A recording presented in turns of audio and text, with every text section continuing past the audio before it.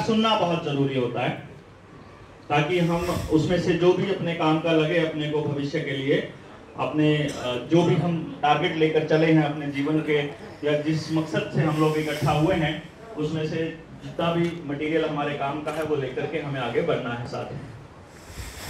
क्योंकि बातें हो गई, व्यवस्थाएं कहाँ खराब हैं, किस तरह से हमको लूटा जा रहा है, किस तरह से सारे मतलब समाज के सभी अंगों के साथ छल हो रहा है।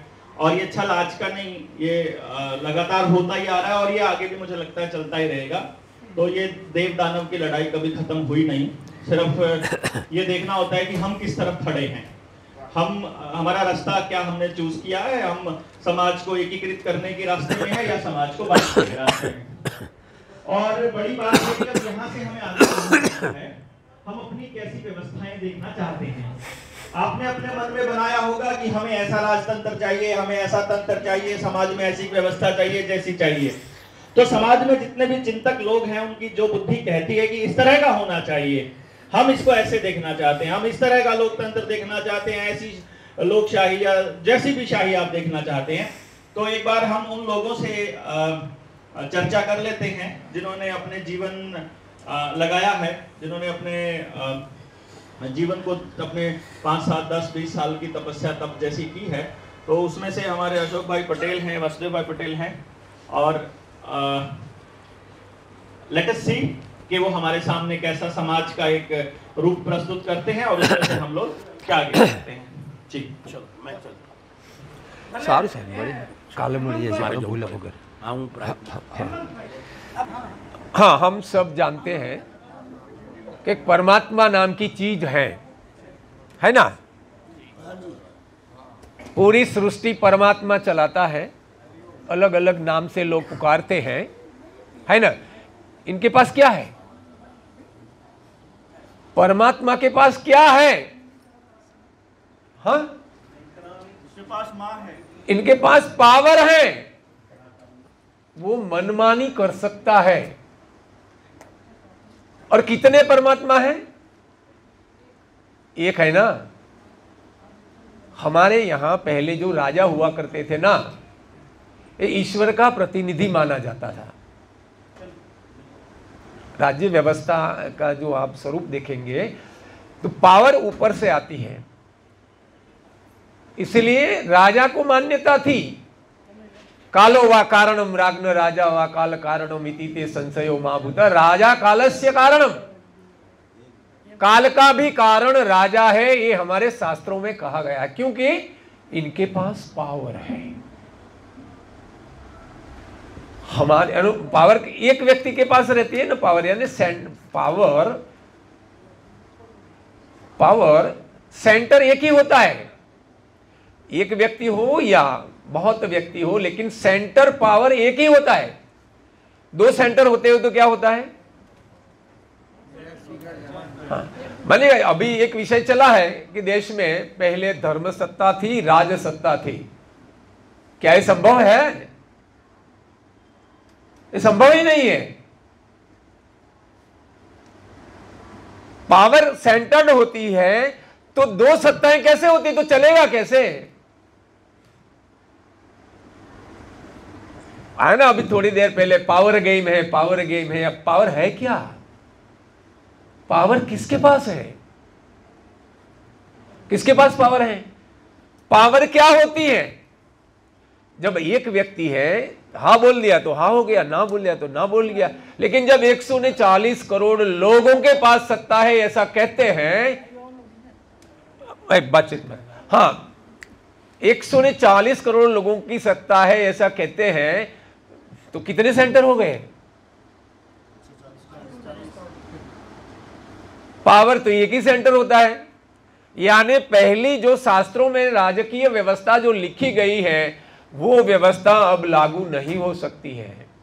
यदि लागू कर दी, 250-300 साल पहले लोकशाही के नाम पर, लोकतंत्र के नाम पर जो व्यवस्थाएं हैं, वो व्यवस्था क्या है? लोकशाही है क्या? राजाशाही है। अपने देश में क्या हो रहा है? एमएलए चुने जाते हैं। कौन है एमएलए? एमएलए का नाम क्या है मालूम है आपको? ये रिप्रेजेंटेटिव है, यानी हमारा प्रतिनिधि है, हमारा नौकर नहीं है, हमारा सेवक नहीं है। हमारे पास क्या है? हमारे पास पावर है। दो प्रकार की पावर होती है, एक कानून बनाने वाली पावर और दूसरी जो कानून बने हैं, जो व्यवस्थाएं बनाई हैं, इनमें कौन काम करेगा ये तय करना ये पावर है। हमारे सांसद और एमएलए के पास क्या है पावर? कानून बनाते हैं और कारोबार या प्रधानमंडल मंत्रिमंडल की रचना करते हैं, तो ये पावर है ना। किसने दिया? किसने दिया? पब्लिक ने दिया ना। इनका मतलब क्या हुआ? पावर हमारे पास है। हमारी पावर हम जब एमएलए को प्रतिनिधि के रूप में देते हैं, वो हमें रिप्रेजेंट करता है वहां पर विधानसभा में, लोकसभा में हमें रिप्रेजेंट करता है।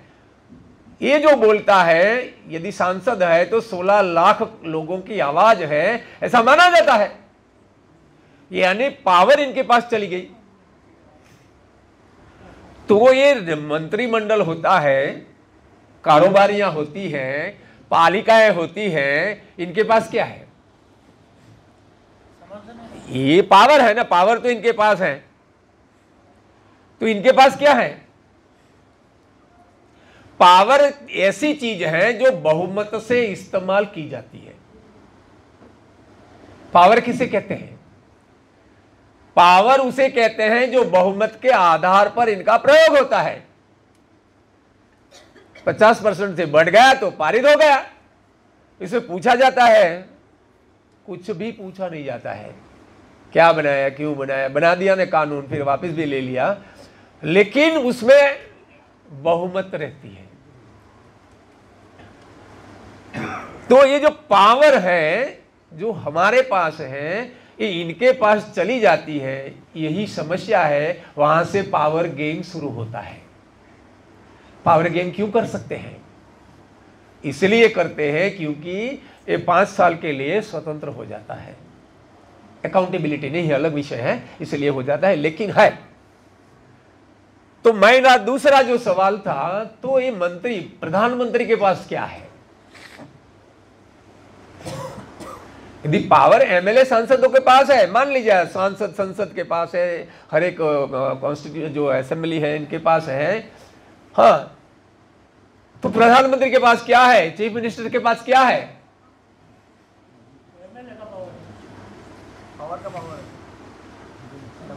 नहीं, ये तो बहुमत से प्राइम मिनिस्टर बना, ये तो कानून वाला मामला हो गया ना।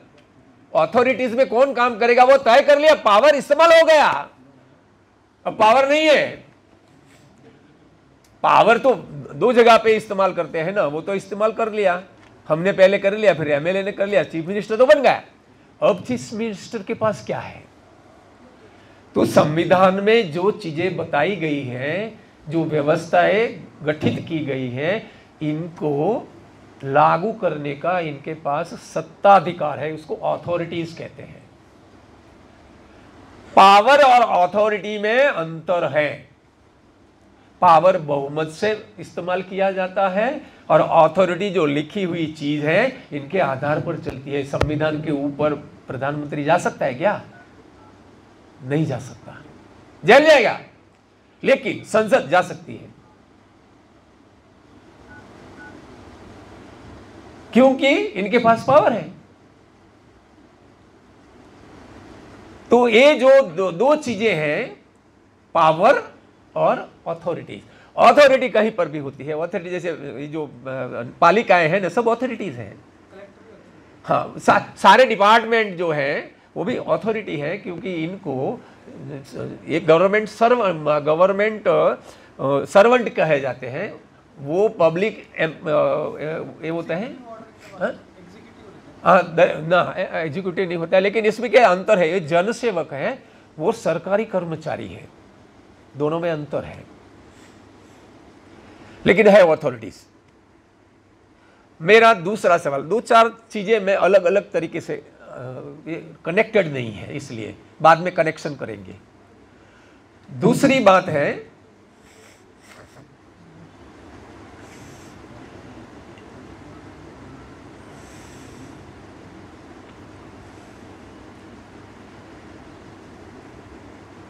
सत्ता, पावर। फिर यहां जब देश आजाद हुआ, देश में बहुत सारी असमानताएं थी। इसमें से प्रमुख असमानता क्या है? कौन कौन है? एक सामाजिक असमानता है, एक राजकीय असमानता है, तीसरी आर्थिक असमानता है, और कोई है क्या? ज्यादातर इसमें सारी चीजें आ जाती हैं। मेरा सवाल है आप लोगों से कि ये तीनों जो है समस्याएं, एक चौकस एक जो स्पेशल वर्ग है उनमें एक खत्म हो चुकी है, ये कौन सा वर्ग है? जहां सामाजिक असमानता नहीं रहती है, जहां आर्थिक असमानता नहीं रहती है, जहां तीसरी है वो राजकीय असमानता नहीं रहती है, लोग इनको भिन्नता से देखते नहीं हैं, ऐसा कौन सा वर्ग है? ये है एमएलए और एमपी। ब्यूरोक्रेट्स भी आ जाते हैं इसमें। एमएलए और एमपी यानी जिनके पास पावर रहती है, वहाँ ये तीनों असमानताएं अपने आप समाप्त हो जाती है। हमारा मकसद क्या है? ये तीनों खत्म करना चाहते हैं ना। कोई ये प्रयोग करता है, कोई कृषि करता है, कोई और लगाता है, करना तो यही है ना, तीन चीज। यदि हम सभी लोगों को एमएलए एमपी बना दें तो समाधान मिल सकता है क्या? प्रत्येक मतदाता को हम एमएलए एमपी बना देंगे, संभव है?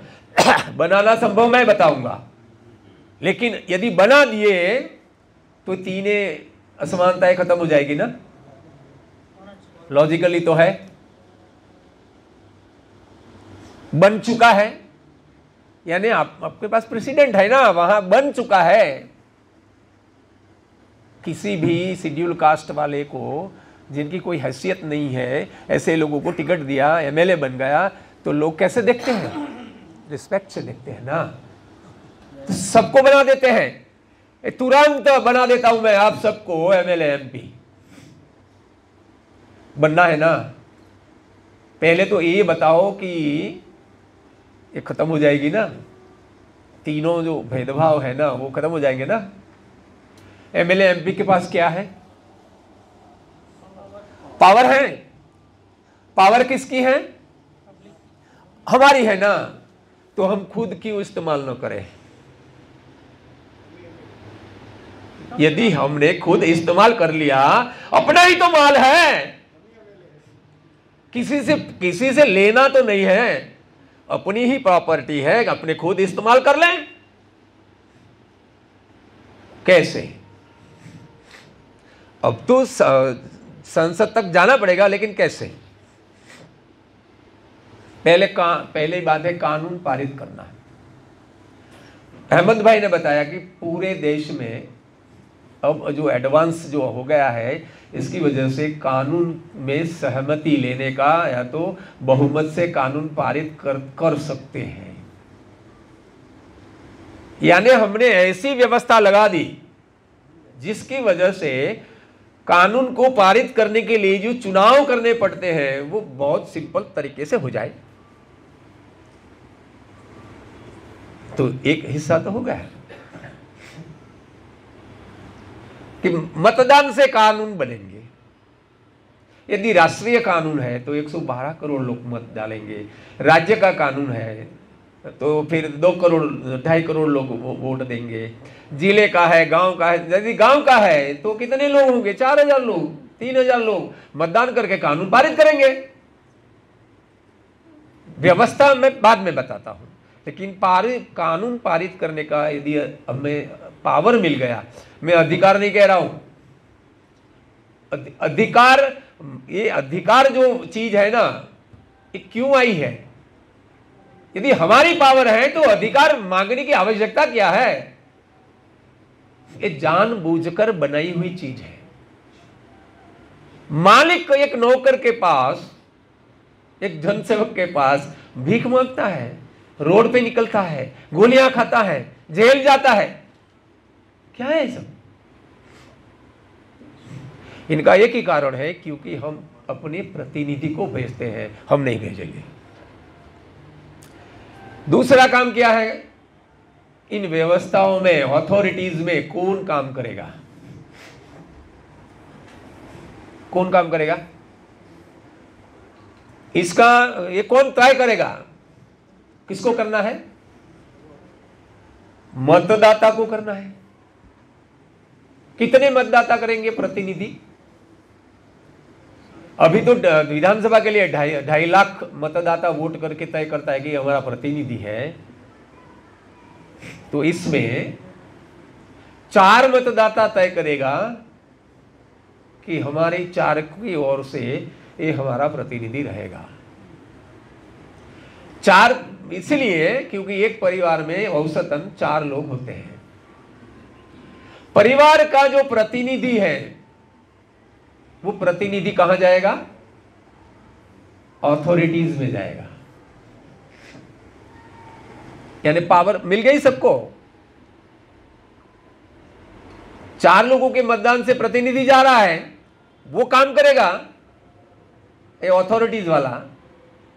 और मतदान से कानून पारित होगा तो सत्ता मिल गई ना सबको। दो बातें हैं ना सत्ता में, कानून पारित करना और प्रतिनिधि। मतलब ये प्रतिनिधि है, वो पावर वाला नहीं है, ये प्रतिनिधि अथॉरिटी वाला है। तो अथॉरिटी में कौन जाएगा वो तय कर लिया, कानून को हम बनाएंगे, पारित करेंगे, वो भी तय हो गया, तो पावर मिल गई ना। अब रही बात जो अथॉरिटी में हम भेजते हैं, एक परिवार से एक प्रतिनिधि को। कितने प्रतिनिधि होंगे देश में?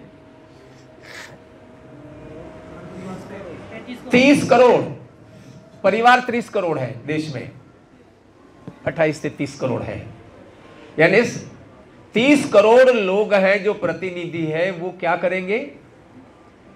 अथॉरिटीज में काम करेंगे। कैसे करेंगे, कैसे इनका निभाव होगा, ये सारी चीजें मैं बता रहा हूं। तो हुआ क्या? पावर मिल गई। दूसरा, अथॉरिटी में कौन है? जो अब जो ब्यूरोक्रेट्स हैं, जो पॉलिटिशियंस हैं, वो तो अथॉरिटी में है ना, सब निकल गए। अब तो कोई पॉलिटिशियन बचा ही नहीं है ना, क्योंकि हमारे परिवार से हमने प्रतिनिधि भेजा है। ऐसे 30 करोड़ लोग हैं, वो ये सारा तंत्र चलाएंगे।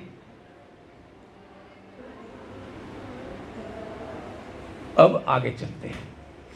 एक डायमेंशन और है,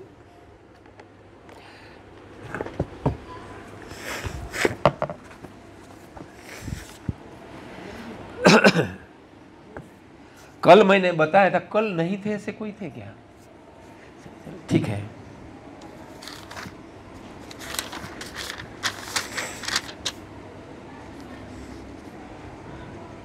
जी, अब रही बात आगे वाली, क्योंकि राजा वाला तो बता दिया है पहले, आज भी बता दिया। अब हम व्यवस्था को समझते हैं।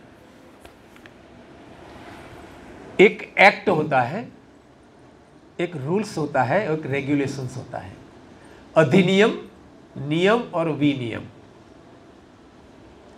आज कानून यानी अधिनियम, एक्ट जिसको कहते हैं ना, कानून बनाने का काम कौन कर रहा है? एमएलए एमपी कर रहा है। इनके बजाय अब कौन करेगा? हाँ, हम करेंगे, खुद करेंगे।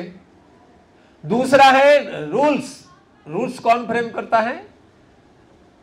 राज्य सरकार जो है वो रूल्स फ्रेम करती है। अब कौन करेगा? हमारे यहां जो जनसेवक बनेंगे वो करेंगे।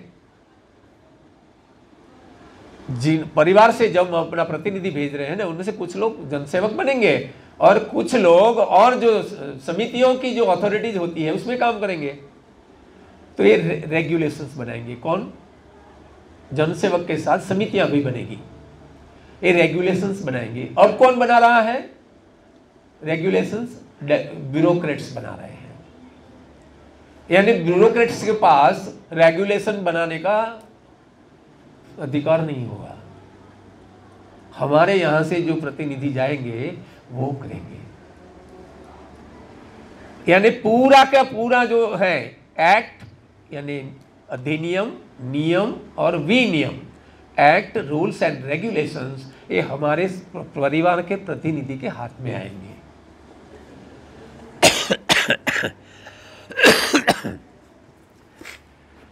एक बात और, हमारे देश में, दुनिया में जो लोकतंत्र काम कर रहे थे, वहां से लोकतंत्र आयात किया गया हुआ है, सबको मालूम है। उन्होंने क्या किया कि वहां की व्यवस्थाओं के अनुकूल जो व्यवस्थाएं खड़ी हुई थी, ये व्यवस्थाएं, इन व्यवस्थाओं में हमें झोंक दिया है। ये हमारी व्यवस्था नहीं है जो आज देश में चल रही है। वहां तो चलती थी क्योंकि वहां की परिस्थितियां ऐसी थी, लेकिन ये व्यवस्था अहीं नहीं चलेगी। हमारे यहां क्या व्यवस्था थी?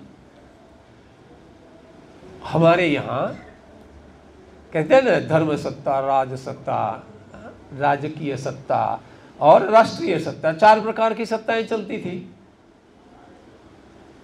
तो सवाल यह आता है कि पहले 4 प्रकार की सत्ता थी कि अथॉरिटी थी? सत्ता राजा के पास थी, बाकी सब अथॉरिटियां थी। धार्मिक लोगों के पास सत्ता नहीं थी, अथॉरिटीज थी। यानी एक्ट तो सब लोगों के लिए समान बनता था, लेकिन इनका इस्तेमाल कैसे करना, इनके रूल्स और उसको फील्ड में लाने के लिए जो रेगुलेशंस बनते थे वो खुद बनाते थे। अभी ये जो नूतन जो व्यवस्था जो मैंने बताई, इसमें मान लीजिए 4 प्रकार की अथॉरिटियां होगी, धार्मिक होगी, सामाजिक होगी, राजकीय होगी और राष्ट्रीय होगी। इन 4 प्रकार की अथॉरिटीज जो हैं, ठीक है, इनके लिए कानून कौन बनाएगा? इनके लिए कानून हम बनाएंगे। अथॉरिटी के पास कानून बनाने का अधिकार नहीं है। तो जब इनको कोई कानून चाहिए तो वो प्रपोजल बनाएगा, स्टैंडिंग कमेटी में जाएगी, फिर मतदान में जाएगी, मतदान में पास हुआ तो हो जाएगा। इसमें होगा क्या कि जो धार्मिक परिवार है, 7 करोड़ परिवार धार्मिक परिवार है, इन परिवारों से जो प्रतिनिधि आए हैं, ये धार्मिक अथॉरिटीज में काम कर रहे हैं। यानी उनका इंप्लीमेंटेशन जो होगा, अमल होगा, वो ठीक करेंगे। भगवान में मानता ही नहीं है, वो क्या यह रेगुलेट करेगा? तो अथॉरिटीज 4 बनेगी, इनको 4 विभाग हम कहते हैं, धार्मिक विभाग, सामाजिक विभाग, राजकीय विभाग और राष्ट्रीय विभाग। इनके काम बटे हुए हैं। धार्मिक विभाग का क्या काम होता है? 2 काम होते हैं। यदि स्वर्ग पाना है या तो मोक्ष लेना है, 2 ही रास्ते हैं ना, वरना पुनर्जन्म होगा, उसमें तो कुछ है ही नहीं। स्वर्ग जाना है तो क्या करना पड़ेगा? सेवा करनी पड़ेगी। तो सेवा के लिए जितने काम चलते हैं वो कौन करेंगे? धार्मिक लोग करेंगे। मठ मंदिर जो है मोक्ष के लिए तो चाहिए ना, वो इसका काम कौन करेगा? इसकी व्यवस्था कौन देखेगा? धार्मिक लोग देखेंगे, अथॉरिटीज हैं। सामाजिक काम के लिए 2 भाग हैं। एक है परिवार की समृद्धि, रोजगार, ये कौन देखेगा? सामाजिक लोग देखेंगे। दूसरा परिवारों के रिश्ते, लग्न संस्था मान लीजिए, 2 परिवार के आपस में जो है, ये सारी चीजें कौन सी चीजें? सामाजिक चीजें हैं। ये काम कौन करेंगे? सामाजिक लोग करेंगे। राष्ट्रीय लोग क्या काम करेंगे? 2 काम है। एक देश में विकास करना और विदेश से बहुत बड़े पैसे कमा के लाना, यानी देश को समृद्ध बनाने का काम किसका है? राष्ट्रीय लोगों का है। और राजकीय लोगों का काम है सुरक्षा देना और न्याय प्रदान करना। 4 जो घटक हैं, चारों घटकों में 7.5 करोड़ लोग काम कर रहे हैं। लेकिन जब इनको कानून चाहिए तो मतदान में जाना पड़ेगा। यार गांव के लिए कानून चाहिए तो कानून बनाएंगे धार्मिक लोग, हाँ, फ्रेम करेंगे, मतदान में भेजेंगे और पारित हो गया तो काम हो जाएगा। खुद कानून नहीं बना सकते, अथॉरिटी है। लेकिन अच्छा कानून क्या है तो वही बताएंगे ना, वो तो जानते हैं ना मोक्ष कैसे पाया जाता है, हाँ, स्वर्ग में जाना है तो क्या क्या करना पड़ेगा, तो इनका विषय है ना। तो कितने लोग लगेंगे? 7.5 करोड़।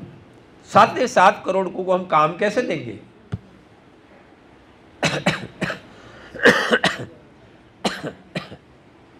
हमने प्रतिनिधि तो घोषित कर दिया, इनकी एक व्यवस्था लगाई है। अब बड़े ध्यान से सुनिए, जो हमें करना है ये तो समझदारी के लिए था, क्योंकि अगले चरण में जो हमें करना है ये क्या करना पड़ेगा, यदि ये समझे नहीं है तो नहीं कर पाएंगे।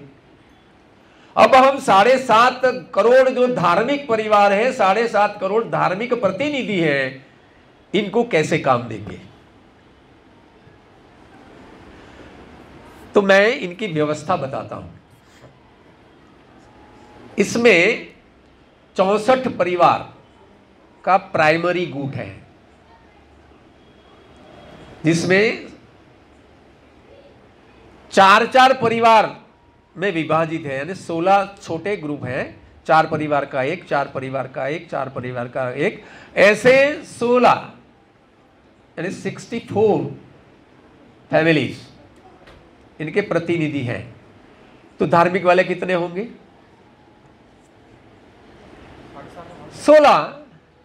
16 सामाजिक होंगे, 16 राजकीय होंगे, 16 राष्ट्रीय होंगे और 16 धार्मिक होंगे। जो धार्मिक लोगों के लिए रचना है वही रचना इन तीनों के लिए भी है, क्योंकि ये शासन व्यवस्थाएं हैं। 16 लोगों को क्या काम देना है? प्रमुख कहते हैं ना कि भाई अब अर्थ की जो होनी चाहिए वो नहीं है, हाँ, कहीं ना कहीं ऐसा बोला जाता है, बोलबाला चल रही है अर्थ की ऐसी वैसी। तो हमारे यहाँ 3 चीजें हैं आज, एक विधायिका है, एक कार्यपालिका है और एक न्यायपालिका है। विधायिका और कार्यपालिका न्यायपालिका में अंतर क्या है? तो विधायिका तो कानून बनाती है, पालिका नहीं लिखा है पीछे, विधायिका है, पालिका नहीं है। पालिका अथॉरिटी होती है, वो पावर होती है। पावर तो हमने ले लिया, तो अब क्या बचेगा? विधि पालिका बचेगा। एक हो गई पालिका, कार्यपालिका है। अब न्याय तंत्र है हमारे देश में, न्यायपालिका नहीं है क्या? न्याय तंत्र सिर्फ अदालतें हैं और कुछ नहीं है, न्यायपालिका नहीं है, न्याय तंत्र है, उसमें कोई प्रतिनिधि नहीं है, सारे सर्वेंट है।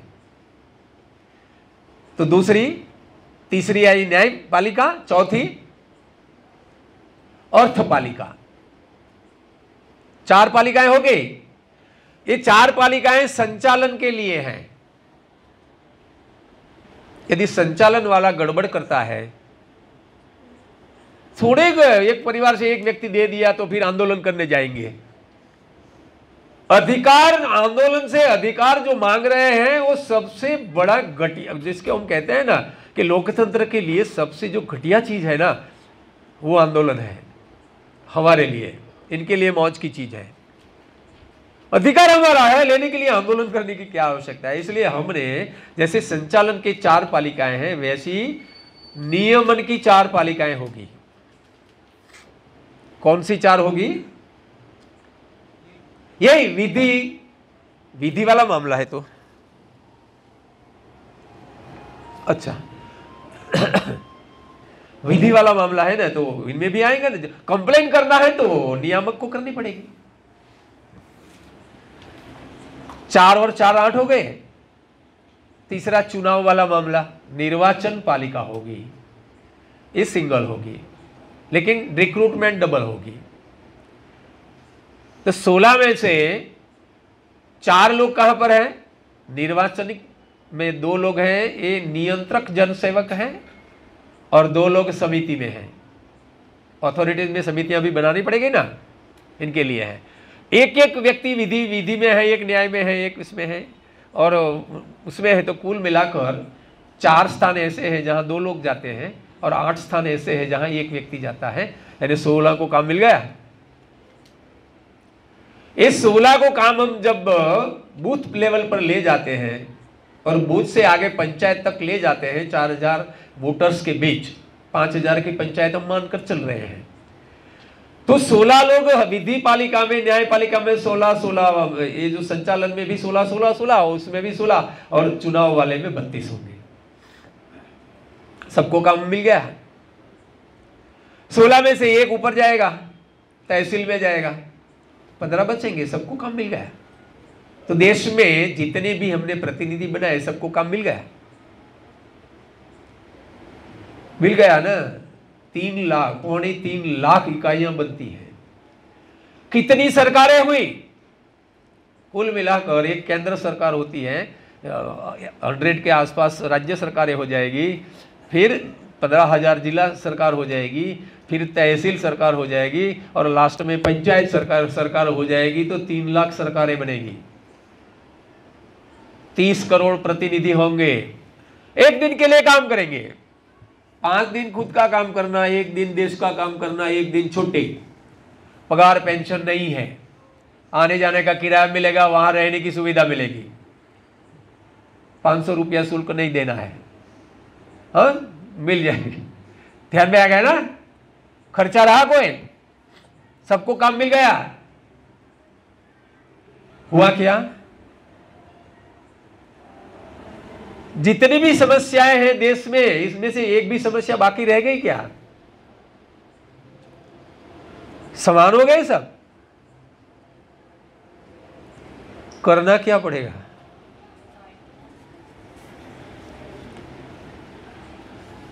चार परिवार में आप चले जाइए, एकत्र कीजिए, बताइए कि ये हमारी योजना है, आपके परिवार से एक व्यक्ति को दे दो। 4 परिवार मिलकर जो श्रेष्ठ हैं, 4 लोग धार्मिक सामाजिक इनके स्तर पर दे देंगे। फिर तो टोटल है। कन्विंस एक ही बार करना है। यदि ये व्यवस्थाएं गांव में लागू करनी है तो करना क्या पड़ेगा? सरपंच को आड़े हाथ लेना पड़ेगा। बोल तेरे को रहना है कि नहीं रहना है? रहना है तो ये व्यवस्था हमें लागू करनी है। तो रहना तो है। पूरी व्यवस्था में कहीं पर भी एक पैसे का भी भ्रष्टाचार नहीं होगा।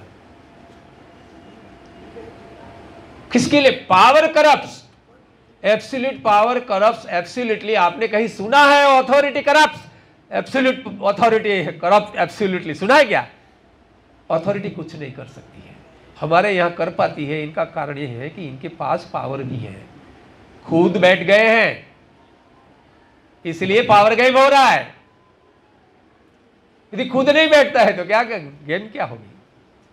सारी अथॉरिटियां हैं, काम करेगी। 15 मिनट में से 5 मिनट चला गया है, 10 है, 10 चला गया, 7:30 चला गया है। आपको लगता है कि ये व्यवस्था, इन व्यवस्थाओं से हमारी ये समस्या दूर नहीं होती है? आप बताइए, मैं समाधान देता हूं, वरना आर्थिक समस्या वाली समाधान बता दूं। आर्थिक रूप से सबको समान रोजगार तो देना पड़ेगा ना। बाकी की तो हमने दे दिया, हो गया, लेकिन आर्थिक कैसे होगा? तो इसमें एक पैरेलल व्यवस्था होगी। आर्थिक रूप से समान करने के लिए क्या चाहिए? मान लीजिए आपको किसी एक छोटा सा उद्योग करना है, डायरी बनानी है, तो आपको क्या चाहिए डायरी बनाने के लिए? पहले तो टेक्निकल नो हाउ चाहिए, पैसे चाहिए, फैक्ट्री लगाने के लिए कुछ शेड चाहिए, प्लांट एंड मशीनरी चाहिए, और पांचवा इंफ्रास्ट्रक्चर चाहिए। ठीक है ना, ये 5 मिल जाते हैं तो रोजगार के समान दर पर। तो हमने इस प्रोजेक्ट में क्या कहा है कि ये 5 चीज हैं वो हम टैक्स पेयर से आपको देंगे। पैसा किसका लगेगा? टैक्स पेयर का। समितियां कौन सी लगेगी? सामाजिक जो चीज बनेंगे ना, उनमें जो लोग ब्रांड बना सकते हैं ना, पेटेंट, वो पेटेंट बनाएंगे जो मूल्य तय करता है। इसका मूल्य परसेंटेज आधार पर होगा। पैसे लगाने वाले को 8% मिलेगा, काम करने वाले को 25% मिलेगा, 40% का मटेरियल लगेगा, मेंटेनेंस, रिसर्च, हाँ सारी चीजें बनाकर इनकी कीमत होगी। यानी इसमें से मुनाफाखोरी निकल गई, फिर सूदखोरी निकल गई, फिर ब्रांड नेम निकल गया, फिर क्वालिटी निकल गई, फिर बिचौलिए निकल गए, 13 चीजें निकल जाती हैं। 100 रुपये की चीज 10 रुपये से लेकर 50 रुपये में मिलती है। टैक्स केयर पे पैसे लेंगे, इनको देंगे और सस्ती चीज इनको दे देंगे। होगा कि नहीं होगा? सबको काम मिलेगा। और तो और हमारे देश का जीडीपी है ना, इनसे अपना जो पीपीपी है ना, परचेज प्राइस पैरिटी, वो 5 गुना है। मैनेजमेंट गड़बड़ा वाला है, इसलिए 30 करोड़ लोग रखे हैं हमने मैनेजमेंट के लिए, क्या नहीं कर पाएंगे? तो देश में से तीनों असमानता दूर करना बिल्कुल सरल है। 4 परिवार में जाओ, एक एक क्षेत्र के लिए को मना लो, और 16 लोगों से एक व्यक्ति को मना लो। ये व्यक्ति जो है वो हमें संसद तक ले जाएगा, असेंबली तक ले जाएगा। यदि हमें ये लागू करना है आर्टिकल 40 के तहत, हमें गांव, जिले और तहसील को बनाना है, तो राज्य सरकार बना सकती है, उसमें केंद्र और इसकी जरूरत भी नहीं है। तो वहां तक हमें कौन ले जाएगा? तो 16 में से जो एक होगा वो प्रत्याशी तय करेगा, और ये प्रत्याशी को तो खुद ने तय किया है, वोट देगा, तो वो विधानसभा में जाएगा, असेंबली में जाएगा, कानून पारित करेगा, बात खत्म हो गई, और कोई काम ही नहीं है। और कैसे होगा ये अशोक भाई इस विषय को क्लैरिटी बताएंगे। 16 लोग में से कैसे परिवार, अलग अलग सिस्टम भी हो सकते हैं, लेकिन ये जो जाएगा वो प्रतिनिधि के रूप में जाएगा, क्योंकि प्रतिनिधि होता है ना, तो वोट देना कंपलसरी हो जाता है। मैंने आपको प्रपोज कर दिया तो वोट देना कंपलसरी नहीं होता है, लेकिन मैंने हम आपको अपने प्रतिनिधि के रूप में भेजा है, तो आप जो प्रत्याशी तय करेगा उसी को ही मेरा वोट देना पड़ेगा, मेरा कमिटमेंट है। तो कमिटमेंट के